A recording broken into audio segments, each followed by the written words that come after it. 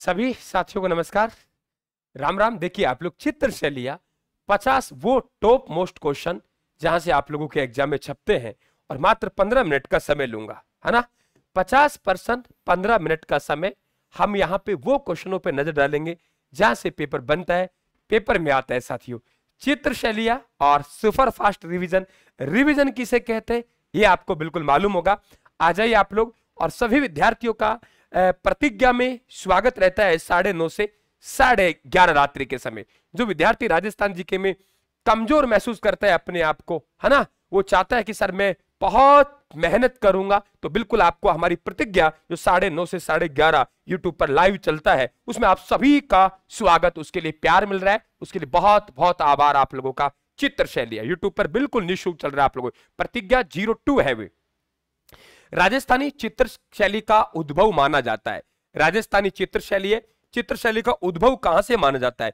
उद्भव का मतलब होता है निकास। भाई ये कहां से इसने जन्म लिया है? तो ध्यान रखें, हमसे पहले राजस्थान के गुजरात, आप लोगों मेवाड़ के चिपटा हुआ है, तो गुजराती जो चित्र शैली है वहां से राजस्थानी का जन्म हुआ है। यानी गुजराती मां है तो राजस्थानी बेटी है, हम ये कहेंगे। उनियारा चित्र शैली किस चित्र स्कूल का अंग रहा है? मैं आपसे कई बार बात करता हूं, राजस्थान में 4 चित्र स्कूल थे। कितने? 4। उनियारा पड़ता है टोक में, टोक आता है ढूंढाड़ में। इसका मतलब किस चित्र शैली का अंग है? तो आप लोग कह देंगे सर ढूंढाड़ी का। तो उनियारा चित्र शैली टोक में पड़ती है।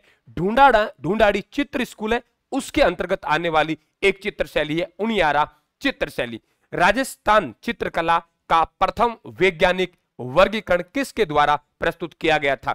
आप अपना उत्तर कमेंट बॉक्स में जरूर देते चले। आप लोग देते चले, आप लोग अपना उत्तर है देते चलेंगे और आगे बढ़ते रहेंगे। आप लोग मात्र 15 मिनट लूंगा आपका प्रत्येक टॉपिक का, हर टॉपिक का रिवीजन हो जाएगा। राजस्थान चित्रकला का प्रथम वैज्ञानिक वर्गीकरण किसके द्वारा किया गया था? यानी ये किसकी बात कर रहा है? वर्गीकरण की बात कर रहा है।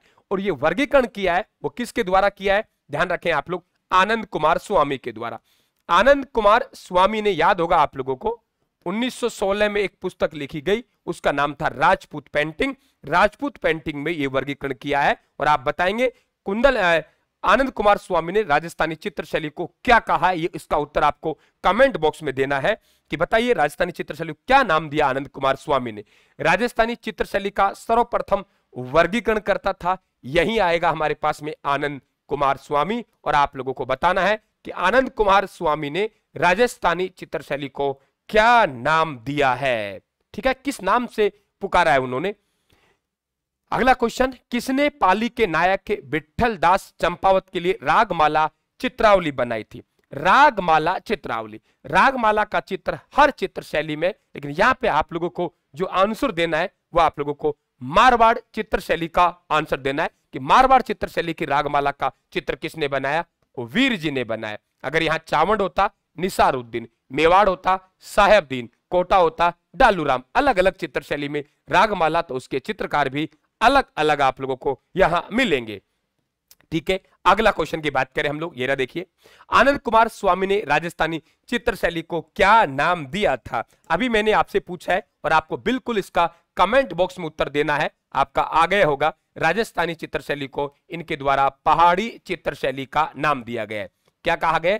पहाड़ी चित्र शैली। आनंद कुमार स्वामी ने राजस्थानी चित्र शैली को क्या नाम दिया है? आप लोग कहेंगे सर पहाड़ी चित्र शैली नाम दिया है।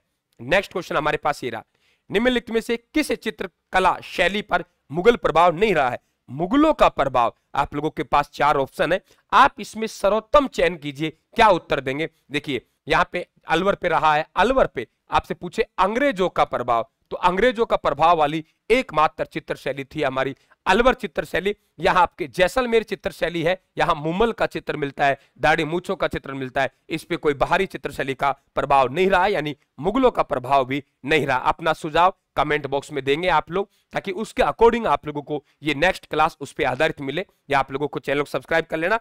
एक ये शो आता है मॉर्निंग में 11 बजे, एक शो आता है शाम को 7 बजे, 2 शो आप लोगों को मिलते हैं ये। और एक आप लोगों को प्रतिज्ञा 02 रात्रि 9:30 से 11। राजस्थान की किस चित्र शैली में दाढ़ी मूछों का चित्रण हुआ है? दाढ़ी मूछों का चित्रण कौन सी चित्र शैली में हुआ है? जैसलमेर चित्र शैली में।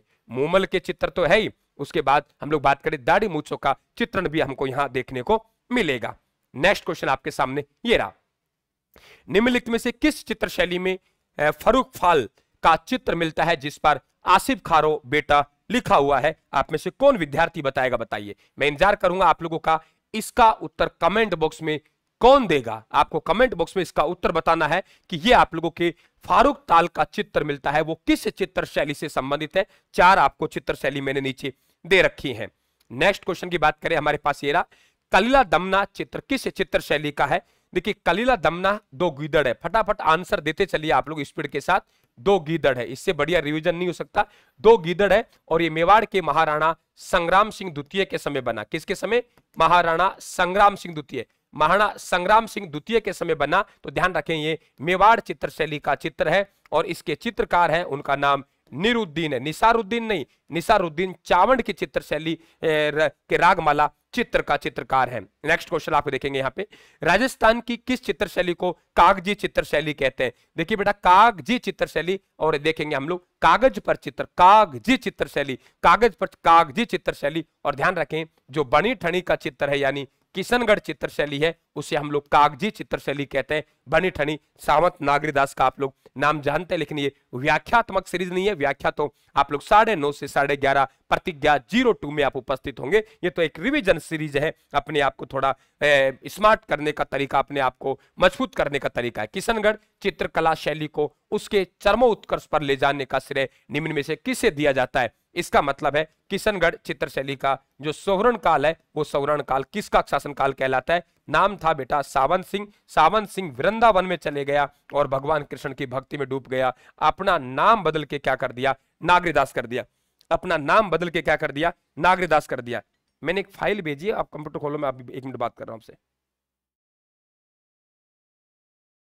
तो किशनगढ़ चित्र शैली को उसके चरमोत्कर्ष पर ले जाने का श्रेय निम्न में से किसे दिया जाता है? तो आप लोग कहेंगे सावंत सिंह नागरीदास को, ठीक है। और बनी ठनी इनकी प्रेमिका थी, भगवान कृष्ण के भक्त थे। किस चित्र शैली के चित्रकार उस्ताद कहलाते थे?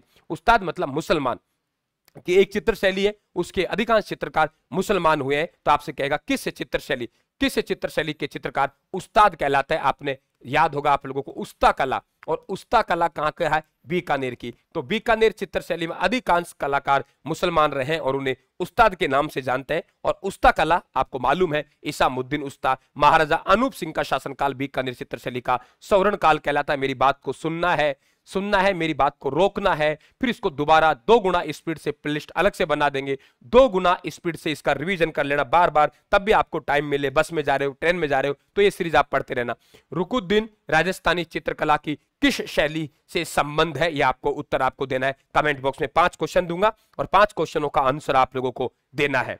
नेक्स्ट क्वेश्चन की बात करें, राज्य की वह 2 चित्र शैलियां जिनमें आम का वृक्ष और पीले रंग का प्रयोग हुआ है, यानी 2 चित्र शैली है जिनमें आम का वृक्ष और पीला रंग का प्रयोग हुआ है। 2 देखिए, आम का तो वृक्ष उसकी विशेषता है और पीला रंग, 2 चित्र शैली देखिए। हम बात करें बीकानेर, बीकानेर प्लस में जोधपुर चित्र शैली में रंग और वृक्ष की एक ही विशेषता है। बीकानेर चित्र शैली है, इसमें भी वही है और मारवाड़ में वही है, लेकिन मारवाड़ में अलग मरुस्थल के दृश्य दिखाई देते हैं और बीकानेर में आप लोग बात करेंगे तो बीकानेर में चित्रकार का नाम और तिथि अंकित होती है, ये भी आप लोग ध्यान रखेंगे। नेक्स्ट क्वेश्चन आपके सामने ये रहा, बीकानेर शैली का समृद्ध रूप शासन काल में दिखाई देता है किसके समय? समृद्ध का रूप हो गया स्वर्ण काल। आपको मालूम है कि बीकानेर के महाराजा अनूप सिंह, जिनका शासन काल भी याद कर लेना आप लोग, 1669 से 1698 है, बहुत इंपॉर्टेंट रहेगा। महाराजा अनूप सिंह का शासनकाल बीकानेर चित्रशैली का स्वर्ण काल कहलाता है। उस्ता कला इन्हीं के समय, ये ध्यान रखे, यहां आई थी। कादर बख्श कलाकार थे, इसामुद्दीन उस्ता ने उसको आगे बढ़ाया। किनके चित्रों का संग्रह नागुर सामुच्चय कहलाता है? एक राजा साथियों जो यहाँ पे कला प्रेमी होने के साथ साथ वो साहित्य के प्रेमी भी थे, तो हम लोग बात करेंगे किनका चित्रों का संग्रह नागर सामुच्चय कहलाता है? आप उत्तर देंगे बेटा नागरीदास। क्या नाम देंगे? नागरीदास। सावंत नागरीदास है, उनका किशनगढ़ चित्र शैली संबंधित है और नागर सामुच्चय उनके चित्रों का संग्रह कहलाता है। अगला क्वेश्चन आपके बीच में, किशनगढ़ चित्रकला का स्वर्ण युग किसके शासनकाल को माना जाता है? अभी हमने बात की है किशनगढ़ चित्रशैली का स्वर्ण युग यानी स्वर्ण काल किनका शासनकाल कहलाता है? तो किशनगढ़ चित्रशैली का स्वर्ण युग किसका शासनकाल कहलाता है? तो हम लोग कहेंगे सावंत सिंह। सावंत सिंह तो बेटा मूल नाम है ये वृंदावन चले गए, भगवान कृष्ण की भक्ति में डूब गए, तो इसे हमने किस नाम से जाने? नागरीदास के नाम से भी इनको पहचानने लगे, सामंत नागरीदास। नेक्स्ट क्वेश्चन आपके सामने, कैसा लगा आपका अनुभव कमेंट बॉक्स में बताएंगे, और आपको क्या सुझाव चाहिए? मैंने मेरे हिसाब से स्पीड इतनी रखी है, मेरे हिसाब से लगा मुझे रिवीजन का ये स्मार्ट तरीका है, वो आपको दे रहा हूं मैं। और दूसरी बात, अगर आपको लगे कि सर वाकई मजा आ गया, तो बिल्कुल मुझे कमेंट बॉक्स में आप लोग यह बताएं, सुझाव बताना है कि गुरुजी ये और कर ले, तो इस सीरीज में हम लोग शानदार आगाज के साथ आगे बढ़ सकते हैं। उन चित्र शैलियों को चिन्हित कीजिए जहां मती राम की साहित्यिक रचना रसराज का विषय वस्तु के रूप में उपयोग हुआ है। 4 आपके पास पॉइंट है, और यहां बताना है मती राम की साहित्यिक रचना रसराज का विषय वस्तु के रूप में उपयोग हुआ है। यह आप लोगों को क्वेश्चन है आपके सामने, 5 क्वेश्चन मैं आपको देके जा रहा हूं, जिनका आंसर आपको कमेंट बॉक्स में देना है। चित्रशाला कला विधि निम्नलिखित में से किस स्थान में स्थित है? तो आप लोगों के ये थोड़ा कठिन क्वेश्चन है, ये बूंदी में है, और आप मानते हो कि बूंदी भित्ति चित्रों के लिए प्रसिद्ध है, और बूंदी चित्र शैली है, ये ध्यान रखें आप लोग। बूंदी चित्र शैली से पशु पक्षियों की चित्र शैली कहते हैं, शिकारियों की चित्र शैली कोटा कहलाती है। नेक्स्ट क्वेश्चन, रागनी भैरव एवं रागनी दीपक किस चित्र शैली से संबंधित है? क्या कहा मैंने? रागनी भैरव और रागनी दीपक है, वो किस चित्र शैली संबंधित है? ये ध्यान रखें, ये बूंदी चित्र शैली संबंधित किससे? बूंदी चित्र शैली से संबंधित है। हमने कहा रागनी भैरव और रागनी दीपक ये बूंदी चित्र शैली संबंधित है। बूंदी चित्र शैली को पशु पक्षियों की चित्र शैली कहते हैं। यहाँ पे सोना चांदी का चित्रण हुआ है, भित्ति चित्रों का स्वर्ण काल कहलाता है। राहोली क्या है? आप उत्तर दीजिए, बहुत अच्छे प्रश्न है। राहोली क्या है? हम लोग कहेंगे सर दीवार पे बनाए गए चित्रों को हम भित्ति चित्र कहते हैं, और भित्ति चित्रों में जो चूना काम में लेते हैं, भित्ति चित्रों में जो चूना काम में लेते हैं उन्हें हम राहोली कहते हैं। भित्ति चित्रों का स्वर्ण काल शुरुआत बूंदी में हुई, लेकिन उनका ये ध्यान रखें आप लोग, भित्ति चित्रों की शुरुआत कहाँ हुई? बूंदी में। लेकिन सबसे ज्यादा भित्ति चित्र कहाँ है? तो आप उत्तर देंगे शेखावाटी में। सबसे ज्यादा भित्ति चित्र कहाँ है बेटा? शेखावाटी में। नेक्स्ट क्वेश्चन आपके सामने, किस चित्र शैली को शिकारियों की चित्र शैली कहते हैं? यानी एक चित्र शैली है जिसमें राजा और रानी को एक साथ शिकार करता हुआ बताया गया, राजा और रानी को एक साथ शिकार करता हुआ बताया गया, वो चित्र शैली कोटा है। तो शिकारियों की चित्र शैली कौन सी है? क्या कहा मैंने? शिकारियों की चित्र शैली कौन सी है? तो आप लोग कहेंगे कोटा चित्र शैली। और पशु पक्षियों की चित्र शैली कौन सी है? बूंदी। बेटा चैनल को सब्सक्राइब कर लेना और टेलीग्राम को भी ज्वाइन कर लेना, ताकि ये पीडीएफ आपको मिलती रहे।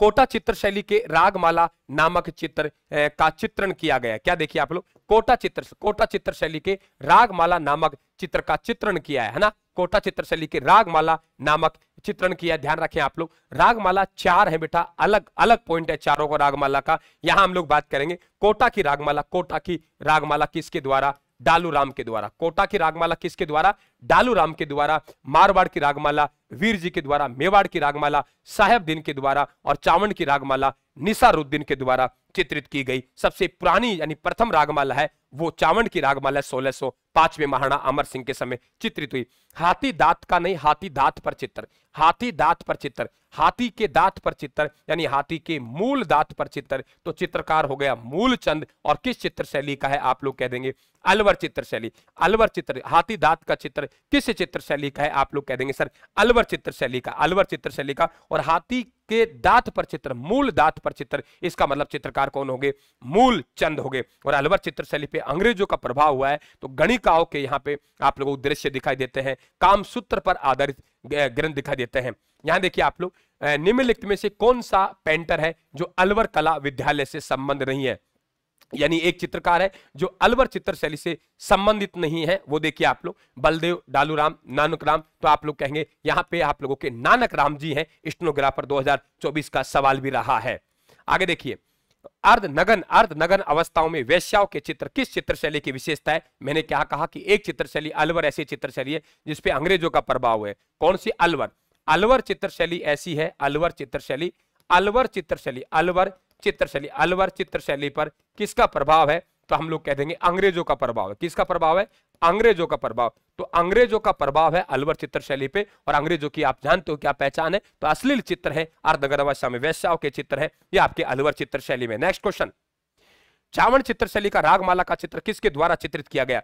चावंड चित्र शैली के रागमाला का चित्र किसके द्वारा चित्रित किया गया? रागमाला का चित्र किसके द्वारा चित्रित किया गया? रागमाला कहां का है? चावंड का। तो चावंड का रागमाला मैंने कहा चावंड की रागमाला नशा करती है, यानी निसारुद्दीन के द्वारा 1605 में महाराणा अमर सिंह है, अमर सिंह के समय चित्रित हुआ।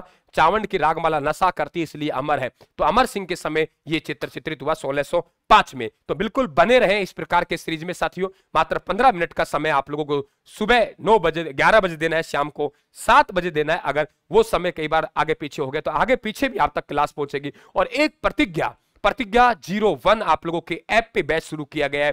प्रतिज्ञा 02 9:30 से 11:30 बजे तक रात्रि के समय यूट्यूब पर शुरू किया गया। आइए आप हमारी प्रतिज्ञा में निश्चित तौर से राजस्थान जी के में आपको टॉपर बनाएंगे। थैंक यू, धन्यवाद, राम राम साहब।